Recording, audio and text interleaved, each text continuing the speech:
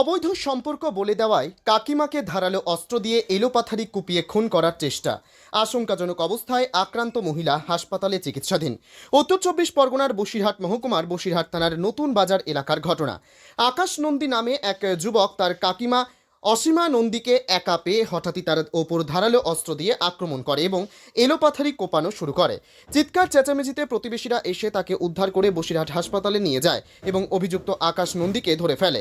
এরপর পুলিশ এসে আকাশ নন্দীকে আটক করে নিয়ে যায়। প্রতিবেশীদের অভিযোগ, আকাশ নন্দী বিবাহিত হওয়ার পরেও অন্য এক মহিলার সাথে অবৈধ সম্পর্ক আছে।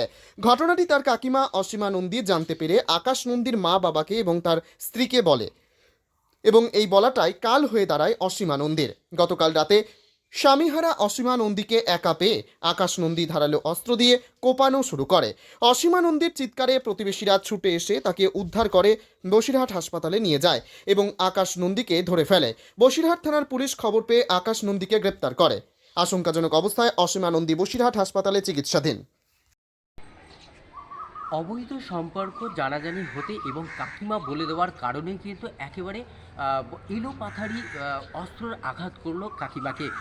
ঘটনাটি ঘটেছে বসিরহাটের নূতন বাজার এলাকার ঘটনা, যেটি রীতিমতো এলাকা কিন্তু একেবারে বলা যেতে পারে সন্ত্রস্ত, এবং এই ঘটনার পর কিন্তু সেই কাকিমাকে কিন্তু একটি সরকারি হসপিটালে কিন্তু ভর্তি করা, বসিরহাট হসপিটালে নিয়ে যাওয়া হয়। কী কারণে এবং আদৌ কিন্তু এই যে ঘটনা এবং একটা অবৈধ সম্পর্কর জেরে কিন্তু এই ঘটনা এবং কাকিমা পরিবারের লোকজনকে জানানোর ফলেই কিন্তু এই ঘটনা জানা যায়।